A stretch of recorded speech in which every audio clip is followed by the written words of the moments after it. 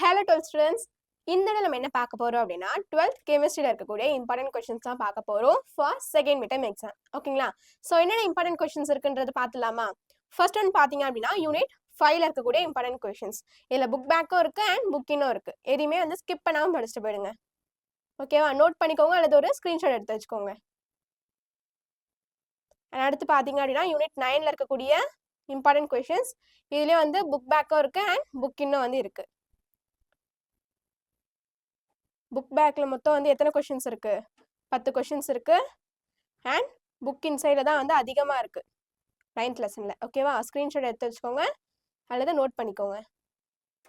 அடுத்து பார்த்தோம் அப்படின்னா யூனிட் 10ல் இருக்கக்கூடிய இம்பார்ட்டன்ட் கொஷின்ஸ். இதுலேயே வந்து புக் பேக் ப்ளஸ் புக் இன்சைடும் வந்து கொடுத்துருக்காங்க.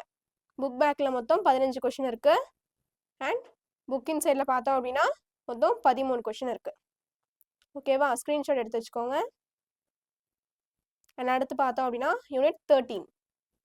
இதுலேயே வந்து book back plus book inside வந்து கொடுத்துருக்காங்க. ஓகேவா?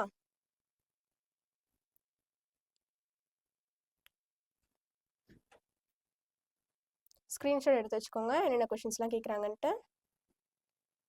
அண்ட் இதில் வந்து புக் இன்சைடில் 8 கொஷின்ஸ் இருக்குது. ஓகேவா? இப்போ போர்ஷன்னு பார்த்தோம் அப்படின்னா நம்மளுக்கு மொத்தம் வந்து 3 லெசன் தான் கொடுத்துருக்காங்க இல்லையா? 3 யூனிட் தான் கொடுத்துருக்காங்க.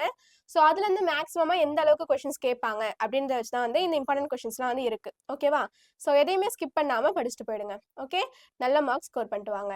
அடுத்து உங்களுக்கு என்ன சப்ஜெக்ட்லேருந்து இம்பார்ட்டன்ட் கொஷின்ஸ் வேணும் அப்படின்றத மறக்காமல் கமெண்ட் பண்ணிடுங்க. பாய்.